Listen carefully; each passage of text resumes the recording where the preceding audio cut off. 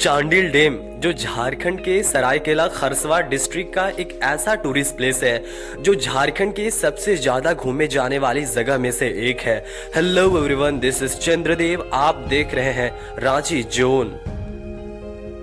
स्वर्ण रेखा नदी पर सिचुएटेड यह डैम बेहद ही अट्रैक्टिव है। यहाँ पर सालों भर झारखंड के ही नहीं बल्कि झारखंड के अगल बगल उड़ीसा, छत्तीसगढ़ और बंगाल जैसे स्टेट से भी इस डैम का ट्रैवल करने के लिए आते हैं। यह डैम बेहद ही फेमस है। यहाँ पर जब आप घूमने जाएंगे तो आप यहाँ पर नौकायान मतलब बोटिंग भी कर सकते हैं। उसके साथ आप यहाँ की हरियाली नज़ारों का भी लुत्फ उठा सकते हैं। यह बेहद ही अट्रैक्टिव डैम बेहद ही खूबसूरत है। एंड नेक्स्ट हमारा डेस्टिनेशन है हेवन हिल। यह हेवन हिल नया टूरिस्ट प्लेस बन गया है इस बार झारखंड का, क्योंकि ये एक ऐसी जगह है जहां पर जाने के बाद लगता है कि हम जन्नत में आ गए हैं। झारखंड में भी ऐसी जगह है आप कल्पना भी नहीं कर सकते हैं। रांची से करीब 16 से 17 किलोमीटर की दूरी पर सिचुएटेड यह हेवन हिल स्टेशन उन लोगों के लिए बेहद ही खास है जिन्हें पहाड़ों में जाकर समय बिताना अच्छा लगता है, जिन्हें ट्रैकिंग पसंद है, जिन्हें कैंपिंग पसंद है, जिन्हें हरियाली देखना पसंद है, पहाड़ों में चढ़ना पसंद है। यह जगह उन लोगों के लिए बेहद ही खास है। झारखंड के और भी खूबसूरत जगहों के बारे में जानने से पहले अगर आप हमारे चैनल में नए हैं तो प्लीज रांची जोन को सब्सक्राइब करें। इंस्टाग्राम और फेसबुक में देख रहे हैं तो फॉलो जरूर करें। इसलिए नहीं कि सब्सक्राइबर या फॉलोअर्स बढ़ेगा, बल्कि इसलिए कि आप झारखंड की खूबसूरतियों के बारे में जान सके और रांची जोन से कनेक्ट रह सके। वीडियो में आगे बढ़ते हैं और चलते हैं कि रांची के या फिर झारखंड के ऐसी कौन कौन सी और भी खूबसूरत जगह है जो झारखंड में घूमने लायक है। हमारा अगला डेस्टिनेशन है rock garden. Rock garden Ranchi से करीब 3 से 4 किलोमीटर की दूरी पर सिचुएटेड एक खूबसूरत पार्क है, जहां पर आप जाएंगे तो सिर्फ पार्क का ही नहीं बल्कि आप डैम का भी लुत्फ उठा सकते हैं, क्योंकि रॉक गार्डन के जस्ट बगल में कांके डैम है जो बेहद ही खूबसूरत है। यहाँ पर आप जाने के बाद बोटिंग भी कर सकते हैं इस पार्क में घूमने के साथ साथ। रांची का सबसे ज्यादा घूमे जाने वाले पार्क में से एक है रॉक गार्डन। यह पार्क कपल के लिए खासकर बहुत ज्यादा फेमस है। यहाँ पर आप जब भी ट्रैवलिंग करने जाएंगे तो आपको अगल बगल में कपल्स देखने के लिए मिल जाएंगे, लेकिन उसके अलावा अगर आप यहाँ पर जाने के बाद सनराइज और सनसेट जैसे नज़ारों का भी लुत्फ उठाना चाहते हैं तो बिल्कुल आप यहाँ पर आनंद ले सकते हैं। हमारा अगला डेस्टिनेशन है झारखंड की छोटा नागपुर की रानी नेतरहाट। जी हाँ, बिल्कुल छोटा नागपुर की क्वीन कहा जाता है इस नेतरहाट को, क्योंकि झारखंड के किसी भी कोने में आप वो खूबसूरती नहीं देख सकते हैं जो नेतरहाट में दिख जाएगा। यहाँ पर झारखंड का सबसे हाईएस्ट वाटरफॉल आपको मिल जाएगा, लोध वाटरफॉल, और यहाँ पर झारखंड का top school Netarhat residential school देखने के लिए मिल जाएगा। उसके अलावा आप यहाँ पर पाइन फॉरेस्ट देख सकते हैं और सनराइज और सनसेट जैसे नज़ारों का भी आनंद ले सकते हैं। ऊंचे ऊंचे पहाड़ और घुमावदार रास्ते और यहाँ पर वाइल्ड लाइफ सेंचुरी भी देखने के लिए मिल जाता है।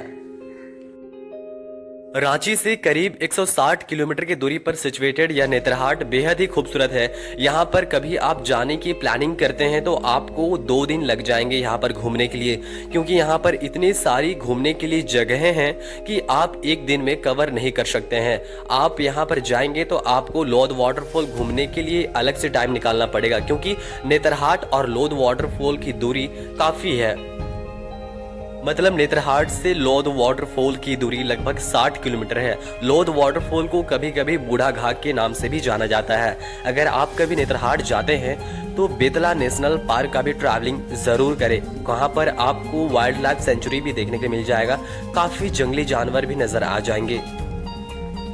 नेतरहाट की ट्रैवलिंग करते समय बहुत सुकून फील होता है, क्योंकि यहाँ पर ऊंचे ऊंचे पहाड़, घुमावदार रास्ते और दूर दूर तक हरियाली नजर आती है। यहाँ पर ऐसे ऐसे कई सीन दिख जाती हैं जो बेहद अट्रैक्टिव होती हैं। यहाँ पर जाने के बाद आप ऐसे ऐसे नज़ारों का लुत्फ उठाते हैं, पिकनिक बनाते हैं, कैंपिंग करते हैं, ट्रैकिंग करते हैं, जहां पर जाने के बाद आपको लगता है कि यही सुकून है, बस यहीं में रहना है और यहीं जीना है। यहाँ पर आपको upper Ghaghri, lower Ghaghri, sunset point, sunrise point, Lodh waterfall, Netarhat school के अलावा बहुत सारे टूरिस्ट प्लेसेस देखने के लिए मिल जाएंगे।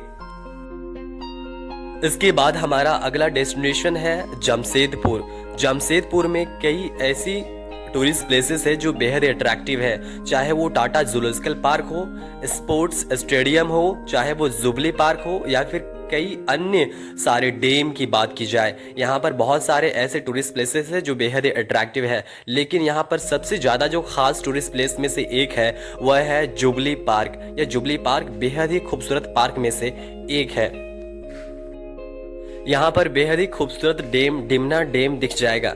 उसके अलावा जमशेदपुर से जो सरायकेला खरसवा का चांडिल डैम है वो सामने पड़ती है, मतलब 35 किलोमीटर या 30 किलोमीटर की दूरी पर चांडिल डैम है जमशेदपुर से।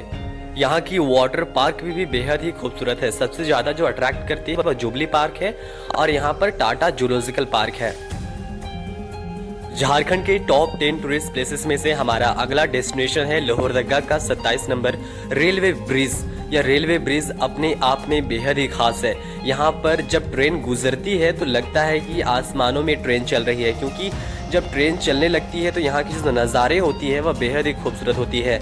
जब आप कभी लोहरदगा आएंगे तो आपको यहाँ पर 27 नंबर रेलवे ब्रिज के अलावा आपको हाईएस्ट वाटरफॉल भी दिख जाएगा, जिसे हम लोग लावा पानी वाटरफॉल कहते हैं। उसके अलावा भी आपको बहुत सारे नज़ारे यहाँ पर देखने को मिल जाएंगे। जब आप यहाँ पर लावा पानी वाटरफॉल ट्रैवल करने के लिए जाएंगे तो आपको घुमावदार रास्ते और ऊंचे ऊंचे पहाड़ों से होकर जाना पड़ेगा, जिसकी नज़ारे जो होती है वह बेहद ही खूबसूरत होती है। लोहरदगा बॉक्साइट नगरी में अगर आप जाएंगे तो आपको 27 नंबर रेलवे ब्रिज और लावा पानी वाटरफॉल के अलावा आपको ऊंचे ऊंचे पहाड़ दिख जाएंगे जो बॉक्साइट के होंगे। वो बॉक्साइट के पहाड़ इतने खूबसूरत होते हैं कि जब यहाँ से बॉक्साइट भर के जाती है डब्बे डब्बे में तो उसकी जो नज़ारे होती है वो बेहद ही अट्रैक्टिव होती है। पहाड़ों के बीच में एक बेहद ही खूबसूरत पार्क बना है जो बेहद ही अट्रैक्टिव है। पहाड़ों के ऊपर सिचुएटेड यह पार्क में आपको बहुत सारे अनोखी चीज देखने के मिल जाएंगे, जैसे लकड़ियों से बने घर और लकड़ियों से बने बैठने उठने की चीजें। एंड अगला हमारा सबसे खूबसूरत टूरिस्ट प्लेसेस में से एक है मैथन डैम धनबाद। यह डैम का सबसे अनोखा बात यह है कि यह डैम बंगाल और झारखंड के बॉर्डर पर सिचुएटेड है। यह डैम दामोदर नदी घाटी के द्वारा बनाई गई दामोदर नदी पर सिचुएटेड है। यह डैम बेहद ही खूबसूरत है। यहाँ पर कभी आप जाते हैं तो आपको यहाँ पर एक अनोखा फील होगा, क्योंकि यह जो डैम है वो झारखंड और बंगाल के बॉर्डर पर सिचुएटेड है। यहाँ पर आधी जो डैम है वो बंगाल में पड़ती है और आधी डैम झारखंड में पड़ती है। अगला जो हमारा डेस्टिनेशन है हुंड्रू फॉल। हुंड्रू फॉल रांची से करीब 45 किलोमीटर की दूरी पर स्वर्ण रेखा नदी पर सिचुएटेड है। यहाँ की झरना 320 फीट की ऊंचाइयों से गिरती है। प्रकृति की गोद में पल रही है झरना बेहद ही खूबसूरत है। कभी आप यहाँ पर जाएंगे तो आपको यह झरना मोह लेगी।